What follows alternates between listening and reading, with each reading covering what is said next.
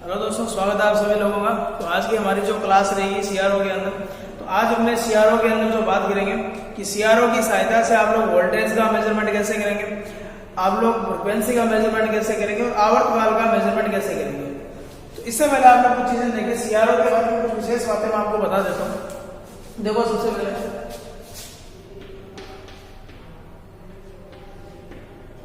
ठीक है, तो सीआरओ के अंदर आपको एक चीज याद रखना है कि सीआरओ की कुछ विशेष बातें याद रखना है, यानी कि स्पेसिफिकेशन या इसकी विशिष्टता याद रखना है। पहली बात आपको ये याद रखना है कि जो सीआरओ जो होगा वो एसी और डीसी, यानी कि एसी और डीसी दोनों प्रकार की वोल्टताओं को मापन कर सकता है। ठीक है, दोनों प्रकार की वोल्टताओं को क्या करेगा, मेजरमेंट करेगा। इसके अलावा ये फ्रिक्वेंसी और आवर्तकाल, यानी कि फ्रिक्वेंसी और आवर्तकाल यानी कि टाइम पीरियड का भी क्या करेगा, मापन। इसके अलावा एक अपने बात करें, कालांतर का भी क्या कर सकता है, आपको मेजरमेंट करके दे सकता है। कालांतर का मेजरमेंट करने के लिए आपको लिसाजू आकृतियों के बारे में पढ़ना पड़ेगा, जो कि अपनी जो अगली क्लास रहेगी जिसके अंदर मैं इसके बारे में बताऊंगा। तो आप लोग काम क्या करेंगे, कालांतर। तो कालांतर का मेजरमेंट करेंगे जब अपनी लिसाजू आकृति के द्वारा करेंगे। फिर एक चीज याद रखोगे कि सीआरओ जो होगा, इसके द्वारा आप लोग किसी भी जो इनपुट सिग्नल होगा उसका जो आप लोग आयाम प्राप्त करोगे वो 2D होगा हमेशा। तो इसके द्वारा पर्दे पर जो सिग्नल मिलेगा वो हमेशा कौन सा होगा, 2D, यानी कि इसकी लंबाई होगी और चौड़ाई होगी। ये बात मैंने आपको पहले भी बता दी थी। फिर एक चीज और देखें, इसका अगर वर्किंग सिद्धांत पूछे तो किसके समान होगा, तो इसका वर्किंग सिद्धांत है वो वोल्टमीटर के जैसा ही है। इसके अलावा इसकी अगर इनपुट प्रतिबाधा बात करें तो वोल्टमीटर का इनपुट प्रतिरोध ज्यादा होगा तो इसका भी ज्यादा होगा, तो इसका याद रखोगे 1 मेगा होगा। उसके बाद देखिए, इसके द्वारा अगर आप फ्रिक्वेंसी का मेजरमेंट करेंगे तो फ्रिक्वेंसी का जो मेजरमेंट करेंगे उस समय आपको एक बात याद रखनी है कि फ्रिक्वेंसी का मेजरमेंट जब करेंगे तो ये आपको यहाँ से याद रखोगे कि गीगा हर्ट्ज या मेगा हर्ट्ज अगर फ्रिक्वेंसी का मेजरमेंट करना है तो अगर आपसे पूछा जाए किस प्रकार के उपकरण की सहायता से करेंगे तो आपका जो आंसर होगा वो क्या होगा, CRO। इसके अलावा देखिए एक चीज और देखिए, एसी का जब ये मेजरमेंट करेगा तो ये एसी का कौन सा मान बताएगा, एसी का ये जो मान बताएगा ये पीक टू पीक बताएगा। इसको समांतर मान भी बोल सकते हो। और डीसी के लिए अगर आपसे पूछा जाए तो ये डीसी के लिए जो मेजरमेंट करेगा, डीसी के लिए करेगा एवरेज वैल्यू। तो ये डीसी का कौन सा मापन करेगा, ये एवरेज वैल्यू, यानी कि उसका क्या करेगा, एवरेज मान ही आपको बताएगा। तो यहां तक आपको ये बातें आपको पता होना जरूरी है कि जो सीआरओ था, जो यहाँ से क्वेश्चन बनते हैं किस प्रकार की वोल्टेज का मेजरमेंट करेगा, तो एसी और डीसी दोनों प्रकार के करेगा। एसी के अंदर अगर आपसे पूछा जाए कौन सा मान बताएगा तो पीक टू पीक या शिखर से शिखर या समांतर मान बताएगा। डीसी के लिए अगर आपसे पूछा जाए तो एवरेज वैल्यू ये बताएगा। और एसी टू डीसी दोनों प्रकार का मापन करेगा, एसी और डीसी दोनों फ्रिक्वेंसी और आवर्तकाल दोनों का मेजरमेंट करेगा। फ्रिक्वेंसी अगर पूछा जाए गीगा हर्ट्ज या मेगा हर्ट्ज के अंदर आपको अगर मेजरमेंट करना है तो कौन से मीटर की सहायता से करेंगे, तो आपका ये होगा। इसके अलावा इसका इनपुट प्रतिरोध पूछा जाए तो 1 मेगा ओम होगा। दूसरी बात क्या याद रखोगे, इसका वर्किंग प्रिंसिपल जो होगा वो एक वोल्टमीटर के समान ही होगा। इसके अलावा ये कालांतर को मेजरमेंट भी कर सकता है। इसके अलावा इसका अगर आप लोग देखिए पर्दे पर 2D आकृति ये प्रदर्शित करेगा। तो ये जितनी मैंने आपको बातें बताई है ये काफी इंपॉर्टेंट है और हर यहाँ से क्वेश्चन आपको पेपर के अंदर देखने को मिला होगा। अब हमने बात करेंगे कि वोल्टेज का मेजरमेंट जो है वो सीआरओ की सहायता से कैसे कर सकते हैं। एक सीआरओ है, उसकी सहायता से वोल्टेज का मेजरमेंट जो है वो किस तरीके से करेंगे। अब अपने करेंगे वोल्टता का मापन। तो जो अपनी पिछली क्लास थी उसके अंदर मैंने एक बात बताई थी आपको कि सीआरओ जो होगा जब आप लोग वोल्टेज का मेजरमेंट करेंगे तो उसके अंदर जो पैनल आपको मैंने बताया था उस पैनल के अंदर एक स्विच था, उसके ऊपर लिखा हुआ था वोल्ट प्रति सेकंड। इसका मतलब आप लोग नाम क्या करेंगे, इसका यूज करेंगे। इसके अलावा उसके अंदर आप लोग एक चीज और लिखेंगे सीआरओ के स्पेसिफिकेशन के अंदर विशिष्ट बातें के अंदर, तो उसके अंदर याद रखोगे सीआरओ की जो सेंसिटिविटी जो होती है वो मीटर प्रति वोल्ट में ली जाती है। तो ये आप लोग यहाँ से इंपॉर्टेंट क्वेश्चन है और ये सारे क्वेश्चन आपके किसी न किसी कंपटीशन एग्जाम में पूछेंगे। जो 2016 का आपका पेपर देखे डीएमआरसी का, उसके अंदर जो क्वेश्चन पूछे गए थे कि सीआरओ जो होता है वो तरंग का कौन सा मेजरमेंट करेगा, तो वहां शिखर से शिखर मानता है इसका आंसर। सीआरओ पर्दे पर कौन सा मेजरमेंट करेगा, तो 2D करेगा। इसके अलावा जो 1 मेगा ओम था 2017 का 20 तारीख पहली शिफ्ट का देखे। इसके अलावा बीएसएनएल जयन का देखे 2015 या 16 में होता। कि सीआरओ का इनपुट प्रतिरोध क्या होगा। आईआईटी सेमेस्टर का जो एग्जाम होता है उसके अंदर ये पूछा गया था कि सीआरओ का सिद्धांत किसके समान होगा, तो वहां वोल्टमीटर था इसका। और ये भी क्वेश्चन आपके किसी न किसी एग्जाम में पूछा गया होगा। तो ये इतनी बातें आप लोग याद रखेंगे। अब देखो वोल्टेज का मेजरमेंट करना है तो पहले अपने डीसी का मापन करेंगे। अब आप लोगों को ये तो पता है कि जो शुद्ध डीसी होगी वो उसका जो ग्राफ बनेगा वो इस तरीके से होगा। यहाँ इस तरीके से आप लोग दिखाएंगे, ये वोल्टेज हो जाएगी और ये टाइम हो जाएगा। इसका मतलब ये सीआरओ का क्या था, पर्दा था, ये पूरी सीआरओ की क्या थी, स्क्रीन थी। और ये मैंने आपको बताया था इस तरीके से।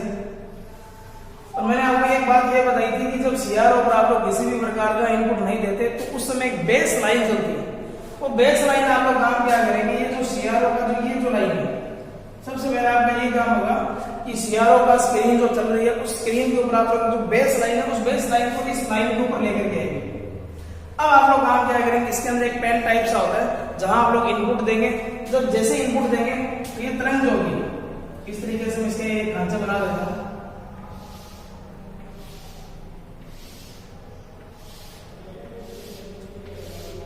इस तरीके से इसके अंदर मैंने आपको बताया था ये ग्लोब जो होगा वो 1 सेंटीमीटर स्क्वायर होगा एरिया। अगर अपने बात करें ऐसा मान लेते हैं कि वो तरंग जो है, मान लेते हैं कि वो तरंग कहाँ आ गई, वो ये तरंग जैसे आपने इनपुट दिया तो ये जो बेस लाइन थी यहाँ से उठकर कहाँ गई, यहाँ आ गई, इस पॉइंट पर आ गई, यानी कि लाइन यहाँ से चलकर कहाँ गई, अब आप लोग इसका मेजरमेंट आसानी से कर सकते हो। कैसे कर सकते हो कि सबसे पहला जो आपका ये काम रहेगा, ये जो सेमी के अंदर जितने भी है, कोई जरूरी नहीं है मैंने यहाँ पूरा 3 आपको दिखाया, जैसे 1 2 3 ऊपर अगर जाओगा तो एक ब्लॉक 1 सेंटीमीटर लंबा था, टोटल कितना हो जाएगा 3 सेंटीमीटर। तो टोटल यहाँ कितना हो जाएगा, ब्लॉक की जो हाइट हो जाएगी वो कितनी हो जाएगी 3 सेंटीमीटर। अब दूसरी बात, जब आपको इसका मेजरमेंट करोगे तो इस स्विच की पोजीशन देखेंगे। अगर इस पोजीशन इसकी पोजीशन अगर है 50 वोल्ट प्रति सेंटीमीटर, इसका मतलब ये एक ब्लॉक होगा वो कितने सेंटीमीटर का है, कितने वोल्टेज का, ये 50 का है। तो 3 ब्लॉक जो है वो कितने होंगे, तो 50 इंटू क्या कर देंगे 3, तो 50 वोल्ट प्रति सेमी था, इंटू में क्या करूंगा 3 सेंटीमीटर, तो सेंटीमीटर से सेंटीमीटर गया तो 150 वोल्ट। तो यहाँ से डीसी का जो मान होगा, जो आपको यहाँ से जो मेजरमेंट करोगे वही आपका क्या होगा, इसको मान होगा। इसके अंदर किसी भी प्रकार से कोई दूसरी कैलकुलेशन आपको नहीं करनी। तो ये जो मान आपको बताइए एवरेज मान होगा इसका। और आप लोग काम क्या करेंगे, ये ब्लॉक जो भी ये गिनेंगे। अगर ये ब्लॉक क्या होता है, यहाँ होता, मान लेते यहाँ तक आता, मतलब तीसरा ब्लॉक आता है, ये 2 पॉइंट कितने आ जाते 5, यानी कि इस तरह की हाइट कितनी हो जाती है 2.5 से। और मान लेते हैं कि इसकी जो हाइट है, यानी कि जो अपना जो स्विच था, इस स्विच की पोजीशन अगर आपको देखो, मान लेते हैं कि 20 वोल्ट प्रति सेंटीमीटर होता है। तो आप लोग काम क्या करेंगे, दोनों को मल्टीप्लाई करेंगे, 20 इंटू क्या करेंगे 2.5, आपका जो आंसर आएगा वो आएगा 50 वोल्ट। इसका मतलब यहाँ जब भी आपको ऐसा सवाल देगा तो आपको ये बोलेगा एक डीसी सप्लाई है, डीसी सप्लाई के अंदर आपको बताना है कि उसकी पर्दे पर जो हाइट है, पर्दे पर जो ऊंचाई है वो है 2.5 सेंटीमीटर, और इस स्विच की स्थिति जो है वो कितनी है 20 वोल्ट प्रति सेमी। तो मापे जाने वाली डीसी वोल्टता का मान कितना होगा, तो आप लोग कुछ नहीं करना, इन दोनों का मल्टीप्लाई करोगे आपका आंसर मिलेगा। जैसा इक्वेशन और देखो, मैं लाइनिंग देता हूं आपको। सीआरओ द्वारा मापी गई डीसी वोल्टता क्या होगी, डीसी वोल्टता क्या होगी यदि तरंग की ऊंचाई बोल देना, या तरंग क्या इसके अंदर स्केल पूछ ले, कुछ भी दे दे आपको।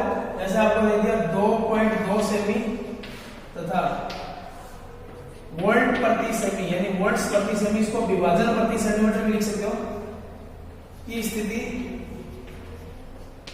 20 वोल्ट है, 20 वोल्ट प्रति सेंटीमीटर। ऐसे देखिए आपको ये पूछ रहे कि इसका मापन कितना होगा, तो कुछ नहीं करोगे, 20 जो है आप लोग इसको क्या करेंगे 2.2 से क्या कर देंगे मल्टीप्लाई कर देंगे। तो 20 को आप लोग काम क्या करेंगे 2.2 से क्या कर देंगे मल्टीप्लाई कर देंगे। तो इसको मल्टीप्लाई करेंगे तो 22 गुना 44, यानी कि आपका जो आंसर आएगा वो बनाएगा 44 वोल्ट। तो इस क्वेश्चन का जो राइट आंसर रहेगा वो क्या रहेगा 22 वोल्ट रहेगा। तो आपको काम क्या करना है, जब भी डीसी वोल्टेज का मेजरमेंट करेंगे तो सबसे पहले जो बेस लाइन होगी उस बेस लाइन को आप लोग यहाँ लेकर जाओगे। वरना अगर आप लोग काम क्या करते, बाई चांस मान लो बेस लाइन यहाँ पर है, तो आप लोग काम क्या करेंगे, और ये तो यहाँ से चलकर यहाँ तक आ गई, तो पहले जो बेस लाइन की स्थिति 1 सेंटीमीटर थी, क्योंकि नीचे यहाँ तक कितना 1 सेंटीमीटर होगा इससे ऊपर, और यहाँ कितना 3, तो 3 में से एक जाएगा, तो उस तरह की ऊंचाई कितनी होगी 2 सेंटीमीटर।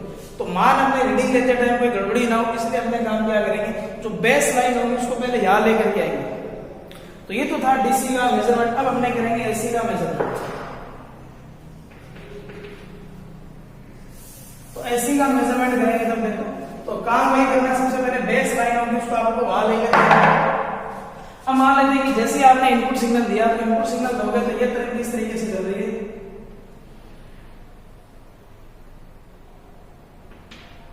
इस तरीके से, और ऐसे इसके अंदर नीचे ब्लॉक हो गए इस तरीके से। तो आपको काम क्या करना है कि अगर वोल्टेज का मेजरमेंट करना है तो आप लोग इस पूरी तरंग जो है यहां से लेकर यहां तक, और ये मैंने भी आपको बताया था, ये एसी का जो मापन करेगा ये शिखर से शिखर करेगा, तो यहां से लेकर यहां तक ब्लॉक गिर लेना। वो कोई जरूरी नहीं है कि मैंने यहां पर 3 दिया नीचे 3, ऐसे भी हो सकता है कि अगर बाई चांस कोई आपने कैलकुलेशन किया ये बेस लाइन इस पर नहीं है, तो आप लोगों की तरह किस तरीके से नीचे थोड़ा सा बड़ा दिख रहा है, ऊपर थोड़ा सा छोटा, लेकिन ये वैसे अगर टक्कर देखेंगे तो ये जितना ऊपर बढ़ेगा उतना ही क्या बढ़ेगा, नीचे बढ़ेगा। लेकिन ये अपने यहाँ थोड़ा छोटा बड़ा हो सकता है, लेकिन इसलिए आप लोग काम क्या करेंगे, ऊपर से लेकर नीचे तक पूरी खांचे जो होंगे वो सेमी के अंदर वो सारे काउंट करेंगे। अब इसके अंदर देखिए, अब 1 2 3 ये पूरे 3 ब्लॉक और 3 ही क्या नीचे मैंने लिए यहाँ पे, तो टोटल कितने हो गए 6 सेंटीमीटर।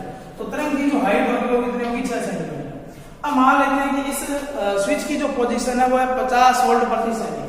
तो हमने काम क्या करेंगे, 50 वोल्ट प्रति सेमी को मल्टीप्लाई कर देंगे, सेमी से सेमी कैंसिल होगा, तो आएगा आपका 300 वोल्ट। लेकिन ये 300 जो वोल्ट है ये जो आप लोग ऐसे का जो मेजरमेंट कर रहे हो वो नहीं है, यहाँ ये जो 300 वोल्ट है ये आपका शिखर से शिखर मान, यानी कि आपका क्या पीक टू पीक वैल्यू है। इसका मतलब अगर आपको इसकी पीक वैल्यू चाहिए तो 300 का क्या कर देंगे आधा, यानी कि कितना आएगा 150। अगर आपको आरएमएस मान चाहिए तो V आरएमएस आपने पढ़ा होगा 0.707 इंटू V मैक्सिमम लिखो, तो इसको P लिखो, एक ही बात है, तो 0.707 इंटू क्या करेंगे 150। तो इस तरीके से आप लोग इसका क्या करेंगे, मेजरमेंट करेंगे। तो यहां से आप लोग काम क्या कर सकते हो, आपको यहाँ ऐसी सप्लाई देगा, आपको ये बोलेगा कि इसके अंदर जो तरंग है उसकी हाइट इतनी है, इस स्विच की जो पोजीशन है वो इतनी है, दोनों का मल्टीप्लाई करोगे तो यहां से आपको जो मान मिलेगा वो शिखर से शिखर मान मिलेगा। फिर शिखर मान का जैसे ही हमने आधा करेंगे तो आपको जो मान मिलेगा वो कौन सा मिलेगा, वो मिलेगा शिखर मान। पहले शिखर से शिखर था, अब क्या मिलेगा शिखर। अब शिखर मान मिलने के बाद आपको काम क्या करें, आरएमएस मान पूछ रहे हैं, क्योंकि अपने जो मीटर जो देते हैं वो आरएमएस मान ही देंगे, या जो अपने जो वोल्टेज का मेजरमेंट करेंगे वो आरएमएस मान ही होगा। इसका मतलब ये हुआ आरएमएस मान अगर आपको निकालना है तो इसको मल्टीप्लाई करेंगे, आपका क्या मिलेगा 100 मिलेगा। इसी तरीके से अगर मैं कोई एक सवाल और लेता हूं,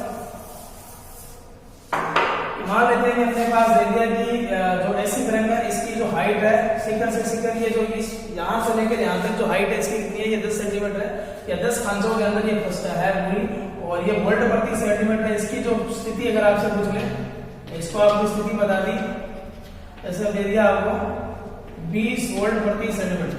तो आपसे ये पूछ ले कि मापे जाने वाली ऐसी वोल्टेज का मान क्या होगा, तो आप लोग यहां से काम क्या करेंगे, 10 को इससे गुणा करेंगे तो कितना आएगा आपका 200, यानी कि V शिखर से शिखर मान कितना आएगा 10 इंटू 20 करेंगे तो कितना आएगा 200। अब आपको काम क्या करना है, शिखर मान निकालना है, जिसका आधा करेंगे कितना आएगा 100। अब आपको आरएमएस मान निकालना है, तो इस 100 को क्या करेंगे 0.707 से मल्टीप्लाई करेंगे, जैसे ही 707 से मल्टीप्लाई करेंगे तो 70.7 वोल्ट आपका क्या आएगा, यानी कि आपका जो ऑप्शन में मिलेगा 70.7 मिल सकता है, 70 वोल्ट कुछ भी दे सकते हैं। इस तरीके से आपका क्या होगा आंसर। तो ये बात आप लोगों को समझ में आ चुकी होगी कि किस तरीके से एसी वोल्टेज होगा उसका मेजरमेंट करेंगे। तो ये तो था एसी और डीसी, अगर आपको वोल्टेज दे रखी है और वोल्टेज का मेजरमेंट कैसे करेंगे। अब अपने बात करेंगे फ्रिक्वेंसी और आवर्तकाल का मेजरमेंट करेंगे। देखो फ्रिक्वेंसी और आवर्तकाल दोनों का किस तरीके से मेजरमेंट करेंगे, फार्मूला आप लोग यहां से जो निकालेंगे वो आवर्तकाल निकालेंगे, और आवर्तकाल के बाद अपने काम क्या करेंगे, इसका फ्रिक्वेंसी निकालेंगे।